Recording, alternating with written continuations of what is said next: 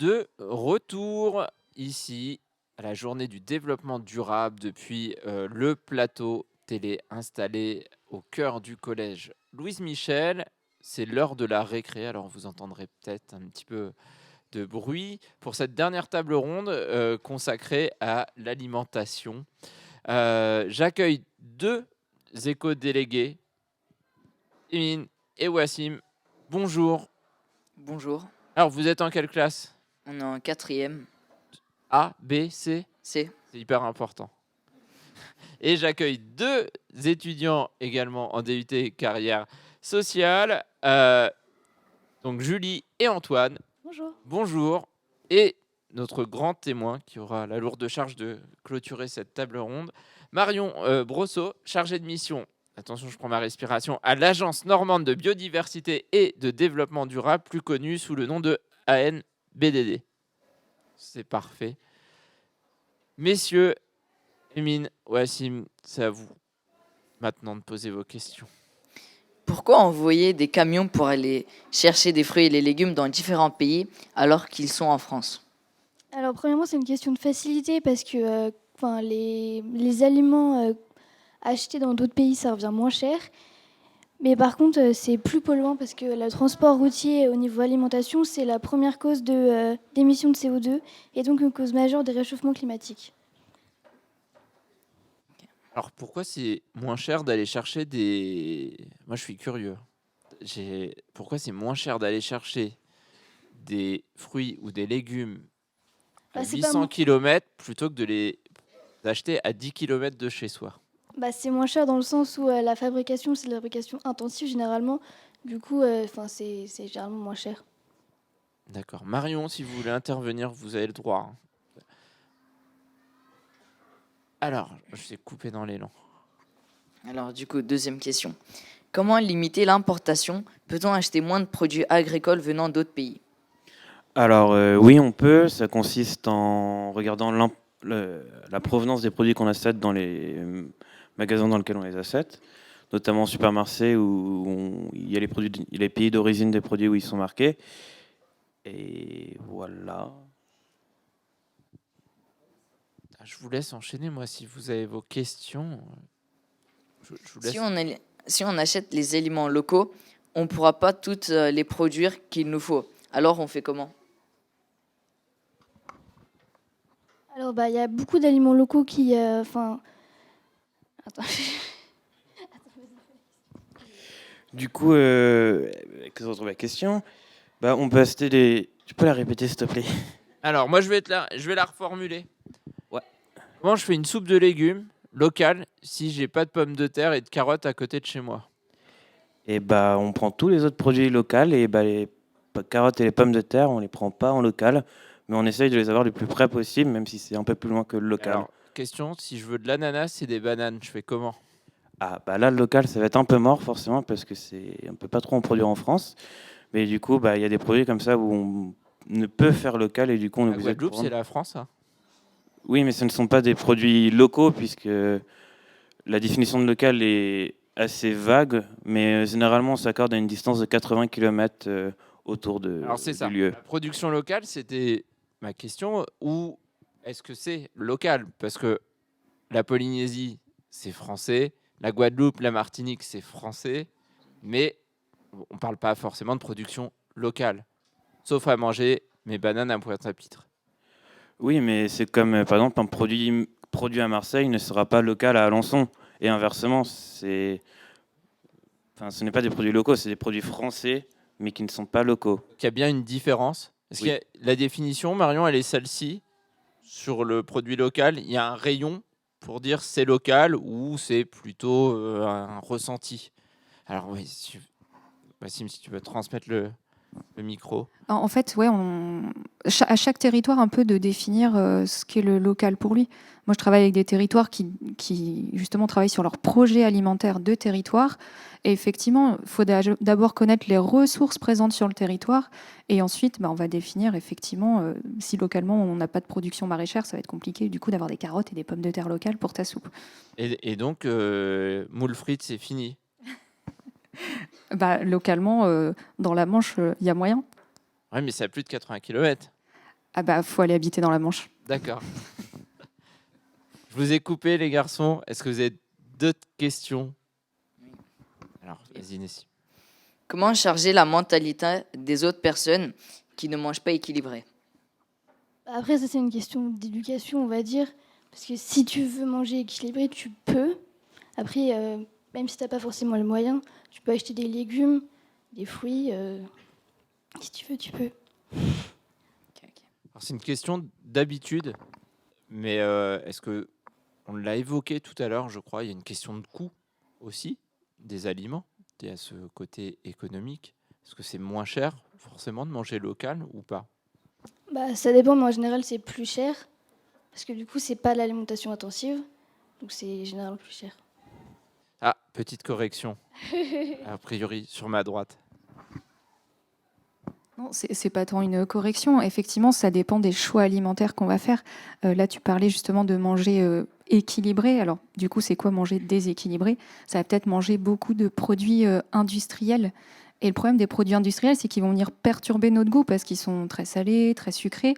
Et ce qui fait qu'on va pas avoir franchement envie de manger une carotte râpée locale. Donc en fait, c'est plutôt voilà, de l'éducation, réapprendre à aimer les produits. Et auquel cas, bah, après, c'est un choix dans notre budget de se dire je vais privilégier d'acheter des produits locaux. Et finalement, l'équilibre budgétaire va se faire et ça va pas forcément coûter plus cher au final. Et au-delà du côté coût, est-ce qu'il n'y a pas un côté temps? Parce que est-ce qu'on n'a pas moins le temps? Parce que qui dit acheter des carottes locales fait qu'il faut que je les râpe, il faut que je fasse une vinaigrette, alors que à certains endroits, j'ai tout qui est tout prêt dans la boîte. Est-ce que c'est un problème de temps ou un problème de flemme? C'est peut-être Bah, plutôt l'un ça. peut aller avec l'autre, hein. Mais si j'ai une partie de Fortnite à terminer, Voilà. j'ai pas le temps de râper mes carottes, en Et fait. bah là encore, c'est une question de choix. En fait, si on veut replacer l'alimentation au cœur de notre vie, enfin, on a quand même besoin de manger pour vivre. Donc, bah voilà, faut essayer de trouver ce temps. Donc, en fait, il y a un investissement temps à prévoir aussi dans cette démarche d'alimentation locale, et c'est ce qu'on disait aussi dans l'éducation, en fait, à la consommation. Et je joue pas à Fortnite, en fait.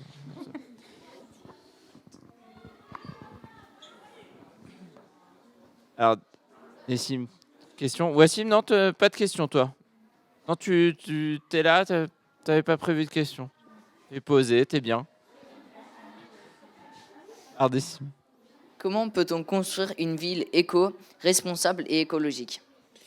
Alors, il y a plusieurs solutions, enfin, il y en a même beaucoup, mais on peut notamment créer des jardins partagés, améliorer les mobilités douces, faire des écoquartiers autonomes en énergie. C'est beaucoup d'actions possibles qui prennent beaucoup de temps à faire, qui coûtent très cher, mais qui sont possibles et qui sont réalisables. Voilà. Alors, Émine, parce que je t'appelle Nessim depuis tout à l'heure, mais je lis mal mes notes. Émine, est-ce que tu as d'autres questions ou pas? Alors, enchaîne, hein. Je n'ai pas besoin de te. Dès que tu. J'aimerais manger des fruits exotiques. Comment faire pour en manger sans trop produits chimiques? Alors, bah, la meilleure qualité pour t'assurer qu'il y aura moins de produits chimiques possible, c'est la certification bio. C'est une des seules, à ma connaissance, qui accorde ce point. Après, c'est pareil, un produit exotique n'aura pas plus de pesticides qu'un autre parce qu'il est exotique.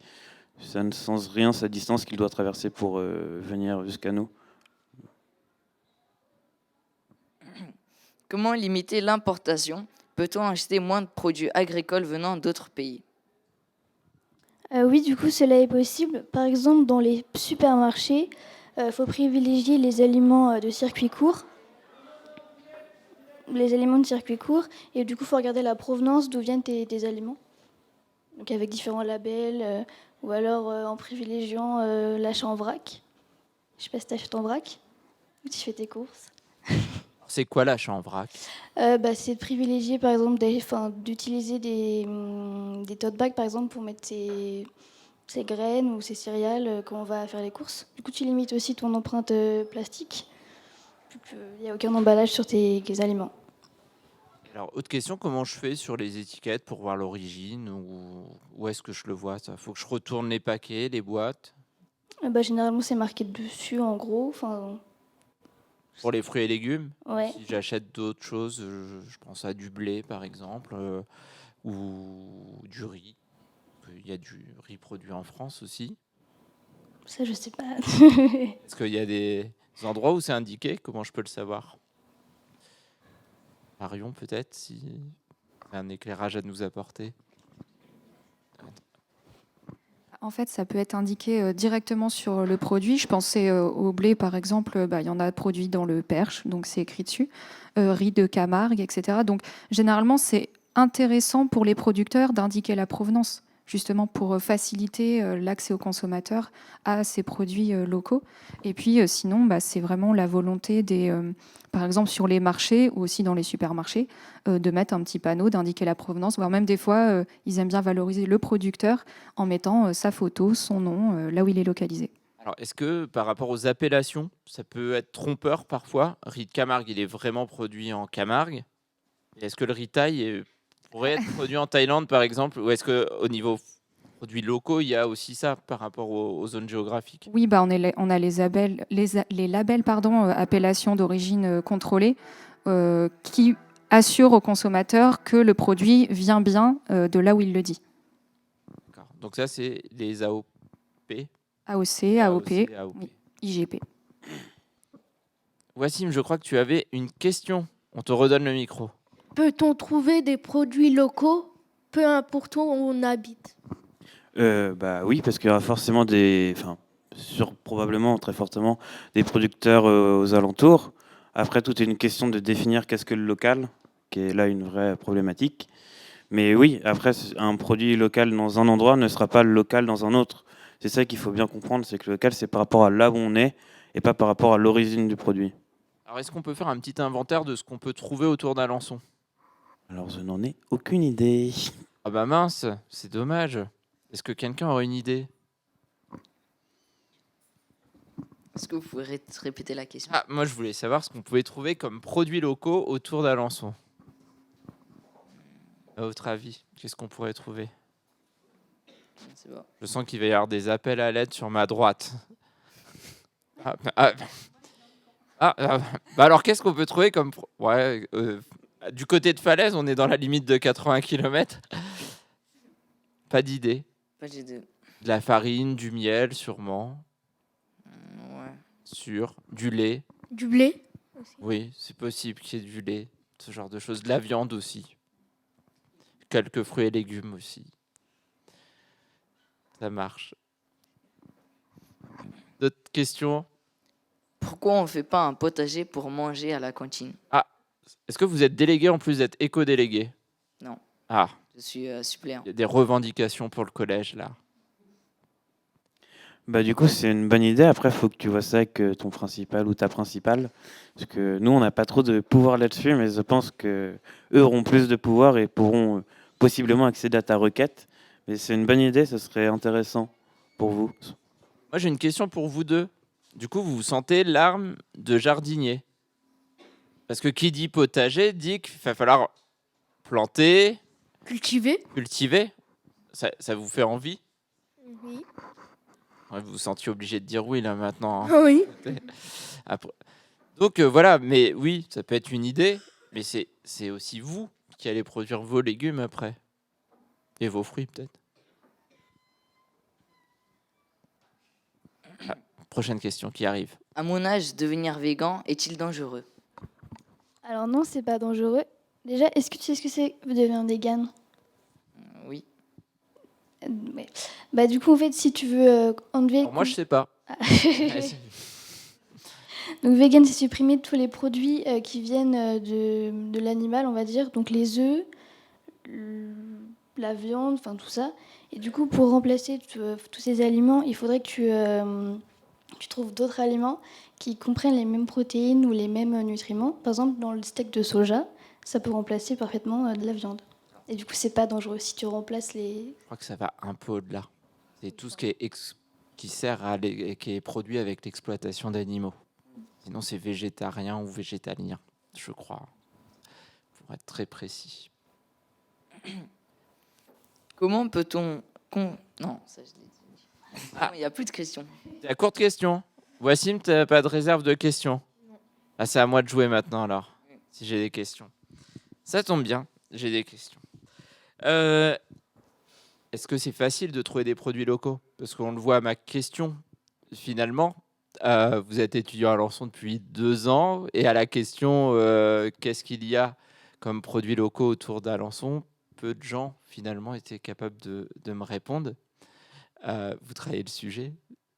Comment on peut arranger ça au final? D'avoir des heures au marché, généralement c'est quand même des produits plutôt locaux ou pas loin d'être locaux, premièrement. Ou de Rungis parfois. J'ai dit généralement, je n'ai pas dit que c'était une vérité pure. Deuxièmement, normalement les supermarchés font des produits, enfin des rayons avec des produits locaux qu'ils mettent en avant. C'est pour des buts seulement mercantiles, mais pour nous consommateurs, cela peut être utile pour nous. Et il doit y avoir des magasins un peu partout sur la communauté urbaine qui vendent des produits locaux. Comment vous expliquez que vous les voyez pas, ces rayons-là? Ils sont mal faits? Je n'ai pas beaucoup d'argent, je suis pressé quand je fais mes courses. Oui, mais enfin, Le même rayon que je connais. comment tu sais qu'ils sont chers du coup? C'est que tu les as vus. Généralement, les produits les moins chers sont les moins bonnes qualités, donc les moins locaux. Donc tu regardes pas en fait ce qui t'entoure, tu vas directement vers le prix. Exactement. Alors, je vais peut-être me tourner vers Marion sur la mise en avant de ces produits locaux, les faire connaître du grand public en fait, enfin, parce qu'il y a des gens qui vont vers cette démarche de produits locaux, mais pour le grand public, cette croyance peut-être que le produit local est forcément plus cher. Là, ça peut être le rôle justement des élus, des territoires ou d'autres structures qui gravitent autour d'eux pour, par exemple, faire des petits livrets qui recensent les producteurs locaux. Est-ce qu'ils vendent à la ferme? Est-ce qu'ils vendent dans des magasins bio? Est-ce qu'ils vendent sur le marché?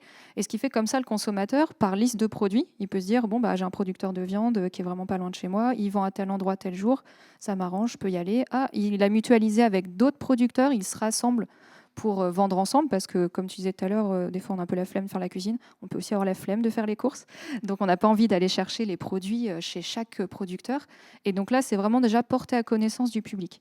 Et puis après on en parlait aussi, c'est, si on veut changer les habitudes, c'est éduquer au goût, donner envie de cuisiner, et ce qui va faciliter forcément l'accès à ces produits. Après, il y a des modes de distribution en circuit court. Enfin, il y a différents types. On peut peut-être en dire un mot sur les AMAP, sur des regroupements de producteurs aussi. Est-ce que c'est des choses qui sont connues, assez connues? Oui, là pareil. Alors c'est vrai que à un moment, ça a été l'avantage finalement du premier confinement. Les gens ont réalisé que il y avait peut-être des filières pour accéder à certains produits qui dépendaient d'autres pays. Et d'un seul coup, c'était plus accessible. Les produits qu'ils aimaient n'étaient plus sur les étals des supermarchés. Ils se sont intéressés du coup aux produits locaux et se sont intéressés effectivement à ces filières, à ces regroupements de consommateurs qui peuvent faciliter l'accès aux produits locaux. Est-ce que on entend beaucoup parler en ce moment dans l'actualité d'autosuffisance alimentaire? Est-ce que c'est quelque chose vers lequel on peut tendre? Ce ne sera pas immédiat ou pas? En Normandie, En Normandie ou à l'échelle de la France, peut-être, on va être bon alors on ne sera pas autosuffisant sur le chocolat, ça c'est sûr, mince. le café non plus, mais effectivement, c'est vraiment les territoires se posent ces questions-là. Alors plus que d'autosuffisance, c'est un mot un peu barbare, mais on parle de résilience. En tout cas, c'est de pouvoir faire face effectivement parfois des pandémies ou alors à des évolutions d'un point de vue climatique et de s'assurer que des produits de base sont quand même produits localement. Donc effectivement, de la farine, de l'huile, des légumes, de la viande, des œufs, du lait, des choses qui sont finalement suffisantes pour se nourrir. En fait, hier, en préparant, ce que j'expliquais, c'est que les frites allaient augmenter. Pas à cause des pommes de terre, mais parce qu'il y aurait plus d'huile. Oui, c'est possible. Parce que les deux pays producteurs d'huile de tournesol, alors qu'on en voit plein nos champs, les deux principaux, c'est la Russie et l'Ukraine. Et en ce moment, c'est un petit peu compliqué. Et que le troisième producteur doit être l'Argentine, quelque chose comme ça. Et après, la France. Mais du coup, on n'aura pas assez de... Mais est-ce que ça va pas être contradictoire? Parce qu'on a aussi des bus qui roulent un peu au colza. Et on fait de l'huile aussi alimentaire. Est-ce que l'un va pas chasser l'autre aussi? Est-ce qu'il ne va pas y avoir une concurrence finalement? Il peut y avoir, oui, c'est vrai que les agrocarburants posent question justement. Est-ce qu'il faut utiliser davantage de surface agricole pour produire de l'alimentation ou de quoi rouler? Un dilemme. Et est-ce que ce n'est pas une nécessité, à l'heure où on est de plus en plus nombreux aussi, de changer nos habitudes alimentaires? Oui, et notamment, là, tout à l'heure, tu parlais justement d'être végane. Alors, c'est pas facile de devenir végane du jour au lendemain parce qu'on a des habitudes alimentaires et changer nos habitudes, c'est quelque chose qui est vraiment compliqué. Mais par contre, déjà de se dire, tiens, est-ce que je pourrais me passer une journée de viande? Et finalement, s'il y a plein de personnes qui font cet effort de réduire un peu au quotidien, à la semaine, leur consommation de viande, parce que la viande, c'est, après le transport, on va dire, une des, justement, de sources de gaz à effet de serre, voilà, très importante. Donc, en réduisant notre consommation de viande, et là, effectivement, ça participe à réduire l'impact de notre alimentation.